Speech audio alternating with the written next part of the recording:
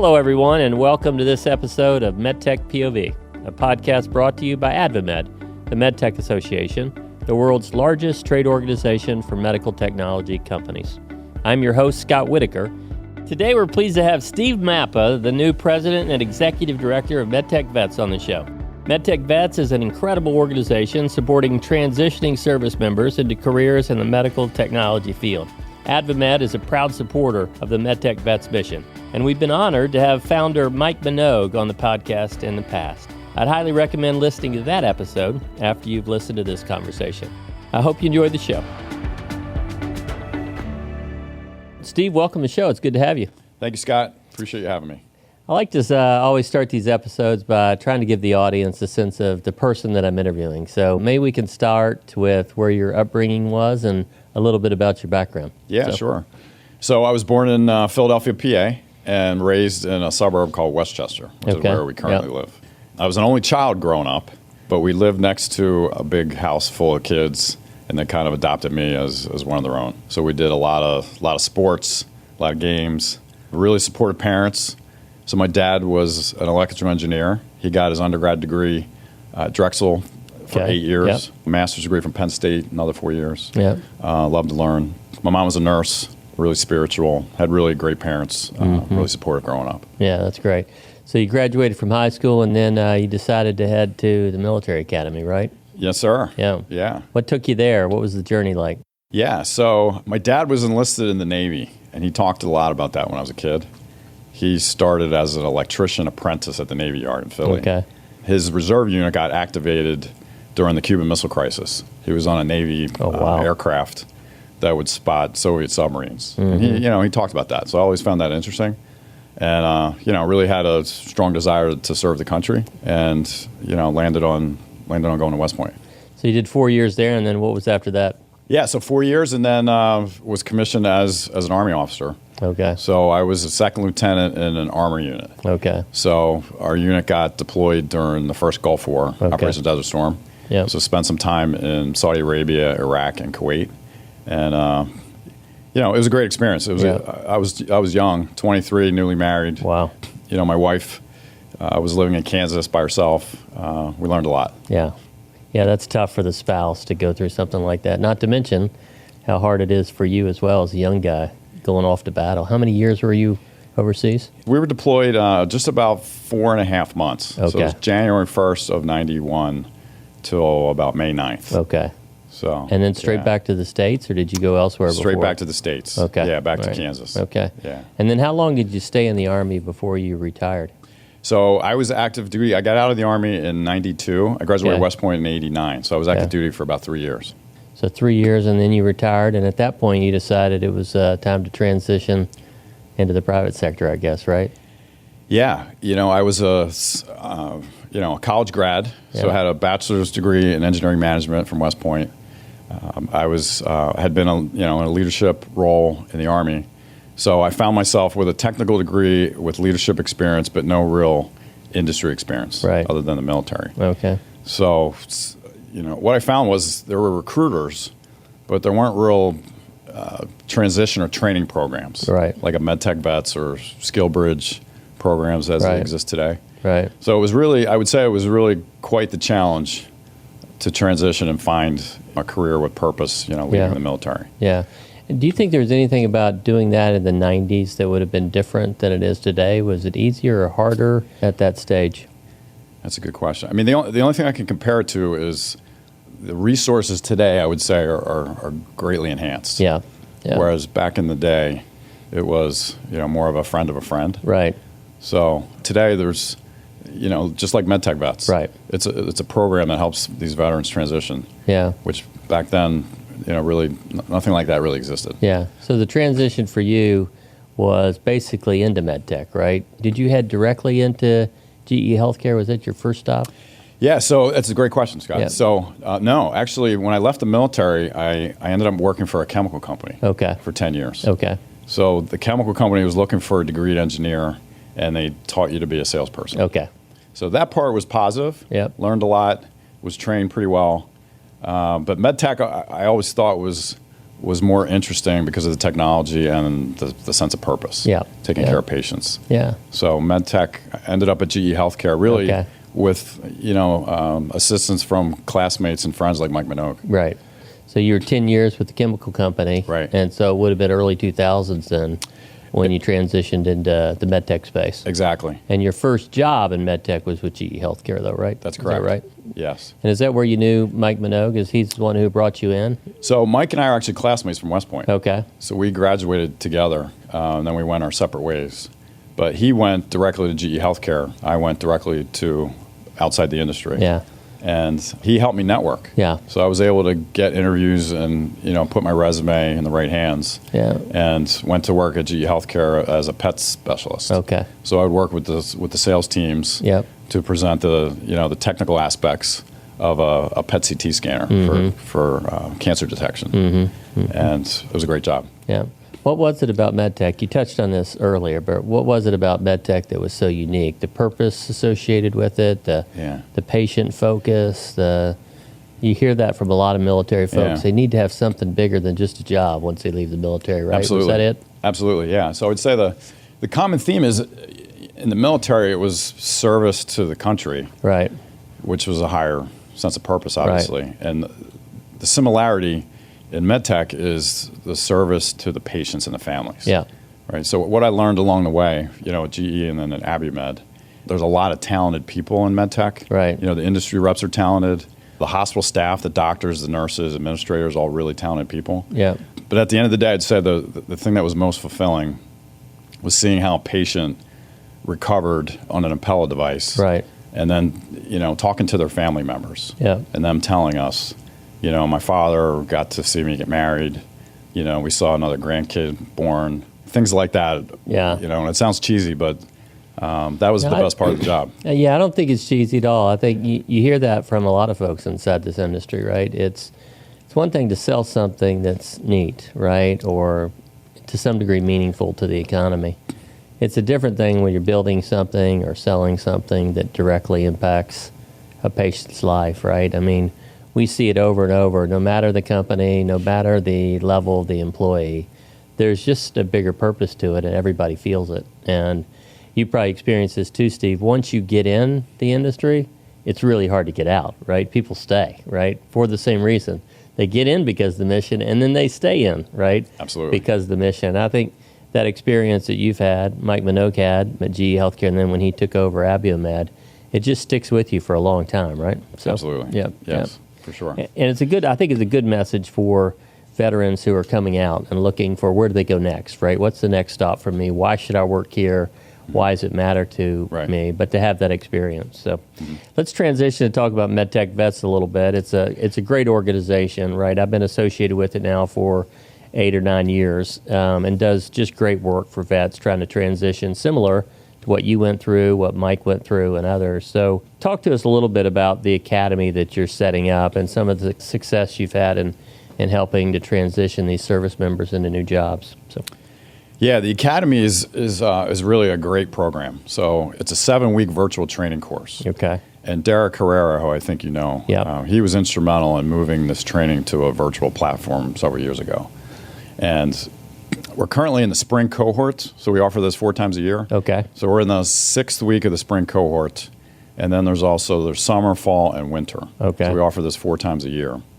And the curriculum is essentially there's a MedTech overview, there's resume writing, there's digital profile with LinkedIn, there's interviewing, networking, and a capstone presentation. Okay. So the idea is to have the candidates present their ideal job, and then we try to match their skill sets with job opportunities within MedTech. Okay. Right? Okay. So the thing I've been really impressed with, a couple things I've been really impressed with, that was one of them, is the placement rate. Okay. So the placement rate out of the Academy is currently about 95%. Wow. Which I thought was amazing. And then also the retention rate is really high, 84% retention rate. So not only do they get the job, but they end up staying there and doing well. Right? Yeah. And one thing that I'm really excited that we're working on is a new program called the Executive Leadership Program. Okay.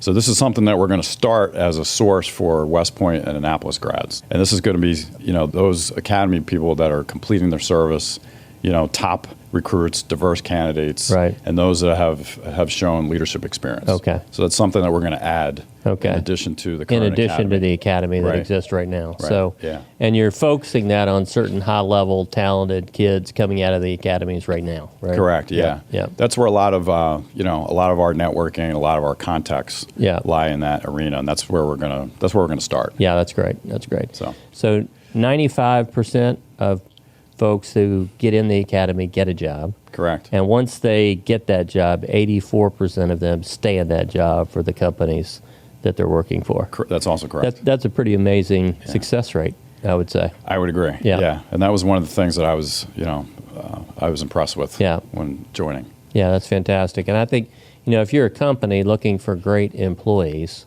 those two numbers tell you a lot about it, right? Whether or not you should recruit or try to get these vets to come into your company, right? If 95% of them are getting a job and 85% of them are staying, like that's the type of candidate that you want to really focus on going forward, right? Definitely. So sometimes we often overlook the value of mentorship, I would say also. And I know MedTechVets does a lot in the area of mentorship and the importance of that and helping people grow. Talk about the work there that MedTechVets is doing. Yeah, another great point. Probably the primary reason why I left AdvaMed was the mission of MedTechVets, and it states right in the mission statement about mentors. Okay. Right. So what you'll see on the website for MedTechVets is helping military veterans transition and find a career with purpose in medtech through education, mentoring, and networking. Yeah. So right in the mission statement, talking about mentoring. Yeah. MedTech, over 20 years in medtech, and as an Army veteran, I got to a point in my life and my career where I felt like it was time to give back and, to help transitioning veterans. And that was, a big reason why I wanted to come here and work with this group.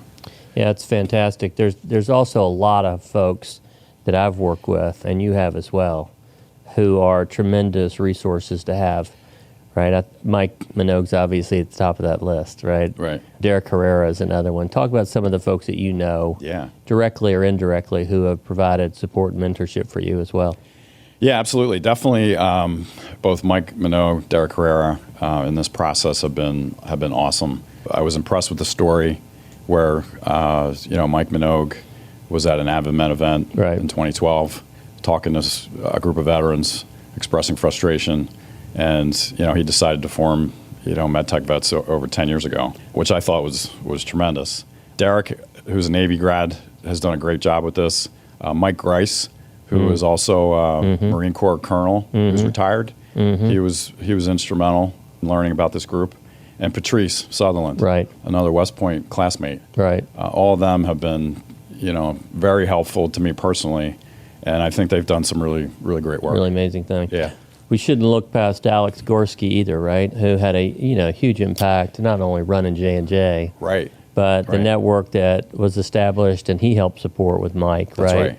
Mentoring veterans who are coming into the business as well. Amazing impact he's had in medtech, and I assume in the lives of many veterans as well. That's a fair point. Yeah. Absolutely. Yeah. Yes. Very good.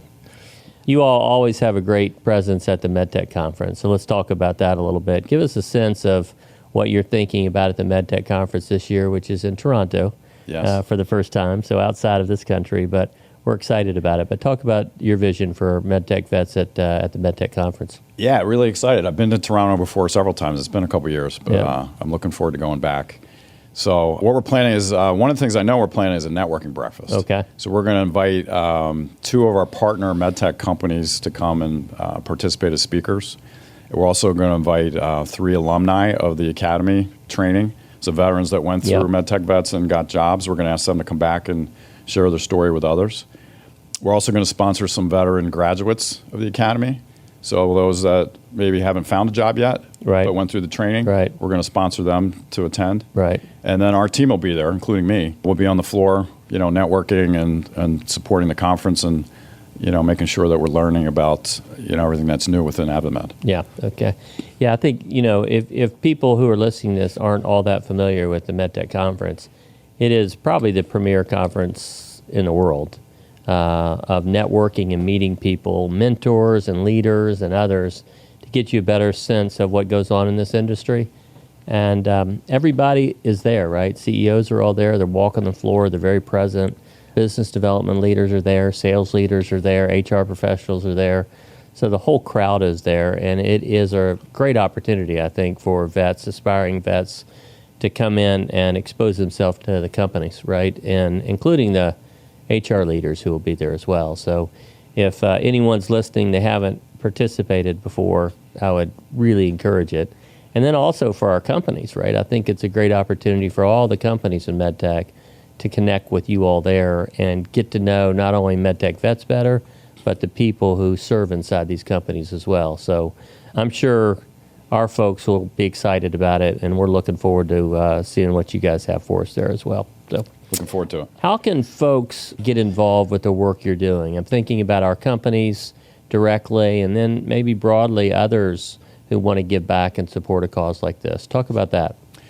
Yeah, I think there's two primary ways, Scott. As you know, MedTechVets is a nonprofit group, right. So 501c3. So donations is how the organization has been funded since the beginning. Yep. So that would be one way.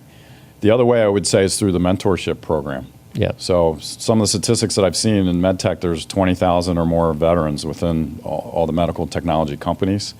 So we're always looking for, a veteran or a non-veteran. Anybody who's willing to mentor a transitioning veteran would be welcome to participate as a mentor. And I'd, personally like to thank you and AdvaMed for your support, both, financially and with mentors over the years. I've heard nothing but praise from the MedTechVets group. Yeah. And we appreciate that. Well, that's the least we can do. I mean, it's a great opportunity for us to give back, particularly for those of us who didn't have the opportunity to serve, right? It gives us an opportunity to give back to people who helped make sure the path for us was clear, right?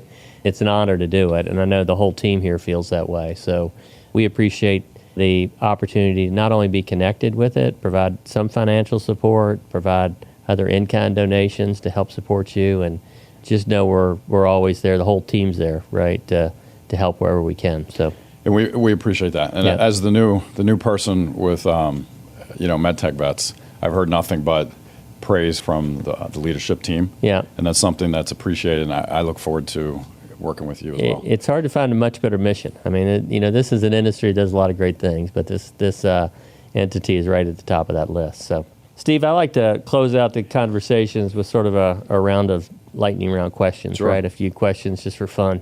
So talk to me about the first and maybe the most impactful book that you've read. Yeah, good question. There's been a lot of impactful books, but I would say I've read one recently that really made a huge impact. And the book is called Finding Waypoints.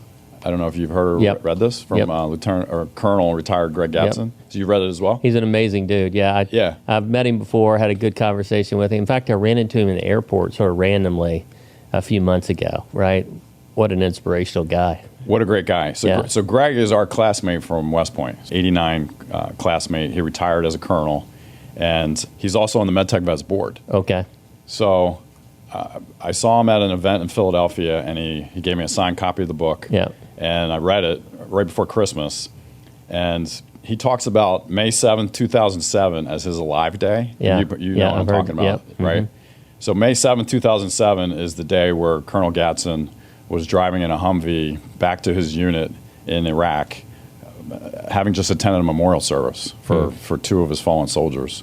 And the Humvee ran over an IED, an improvised explosive device. And he was seriously injured, so much to the point where he lost both of his legs, and his right arm and his right hand were severely damaged.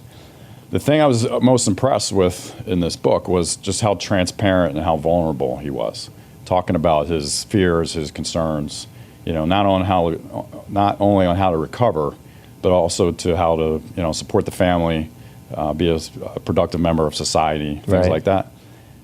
He talked a little bit about the Army football team motto, pride, poise, and team, which I thought was a great motto, not just for Army football, but also for the military, for MedTech, for life. I thought those were really great messages. And I would say at the end of the day, Greg is an inspiration to all of us, and I'm really proud to call him a friend. Yeah, he's an amazing guy, and it's amazing to see the resiliency he's had to continue living his life, right? And mentoring, I'm sure, a lot of vets along the way, right, as they're trying to transition into life. So, absolutely. Yeah, that's a great book. Great book. If you could have dinner with one person alive today or from the past, who would it be and why? Yeah, my original answer when I was talking to Cody earlier was I was going to pick my parents, because both of my parents, we lost them, and my in-laws actually recently. But I don't know if I would get through that. So I'm going to pick somebody else. So the person I picked was President Reagan, Ronald Reagan. And I've always been a big fan of President Reagan. He was a college athlete. He was the governor of California. He became president ultimately. He was a veteran. Right.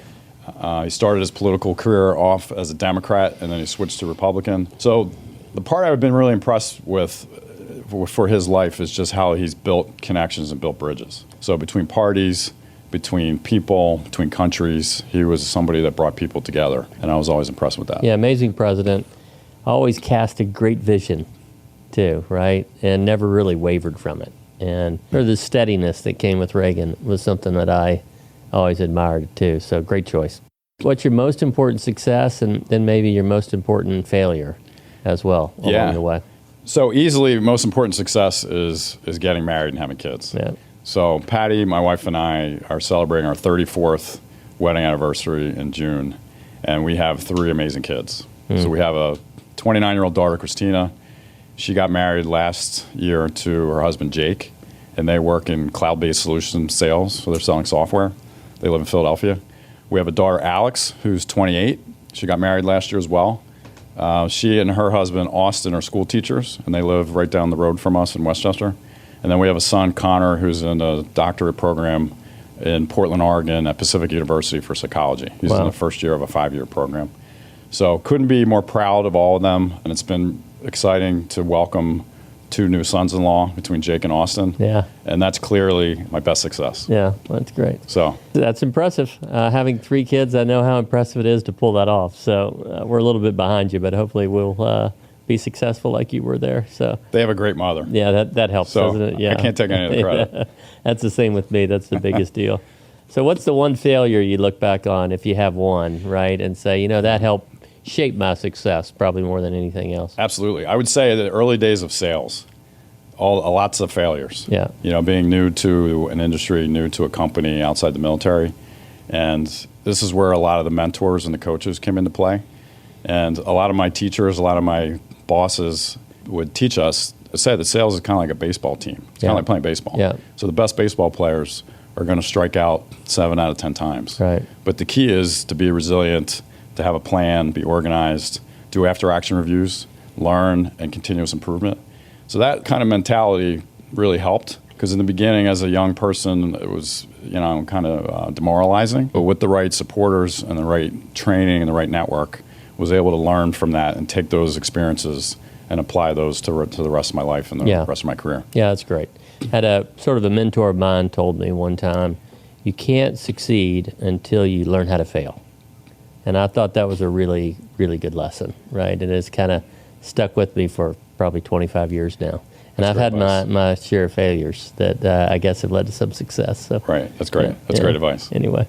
All right, Steve. Well, thanks for coming on. Thanks for taking on this new role with Medtech Vets. We look forward to working with you. It's an unbelievable mission. And for all those who are listening, we'll direct you on LinkedIn to the right website to connect, and welcome all of you to come join and support this great cause. So with that, thanks for joining us. Thanks a lot, Scott. Appreciate the opportunity, and really excited to work with you and the AdvaMed team as well. Thanks again for tuning in to the MedTech POV podcast. For more episodes, visit advamed.org/podcast or subscribe to MedTech POV on your favorite streaming platform.